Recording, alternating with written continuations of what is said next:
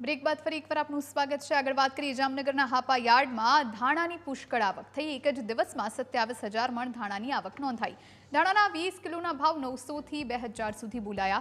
ધાણાના ઓછા ભાવ મળતા ખેડૂતો નારાજ થયા છે। ચણા, ઘઉં, જીરુના પાકની આવક પણ નોંધપાત્ર થઈ છે। માર્ચ એન્ડિંગના કારણે એક સપ્તાહ સુધી હાપા યાર્ડ ખેડૂતો માટે બંધ હતું।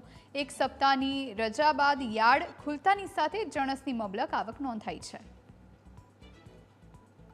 એન્ડિંગના એક સપ્તાહના રજા બાદ જામનગર હાપા માર્કેટિંગ યાર્ડ ખેડૂતોની જે આવક છે તેને લઈને ખુલ્લું મૂકવામાં આવ્યું છે। પરંતુ ખેડૂતો હાલ જે ધાણાની જે આવક લઈને આવી રહ્યા છે, પરંતુ ખેડૂતોમાં ક્યાંક ને ક્યાંક નારાજગી હોય તેવું લાગી રહ્યું છે। ખેડૂતોનું કહેવું છે કે હાલ તેઓને એક મણના 1300 રૂપિયા જેટલો ભાવ મળી રહ્યો છે, પરંતુ તેઓને જે કહેવું છે કે 2000ની આસપાસ તેઓને જો ભાવ મળે તો તેમનો જે ખર્ચ છે તે નીકળી શકે, પરંતુ જે પ્રકારે ભાવ મળી રહ્યા છે તેમાં ક્યાંક ને ક્યાંક ખેડૂતોની નારાજગી હોય તેવું જણાઈ આવ્યું છે।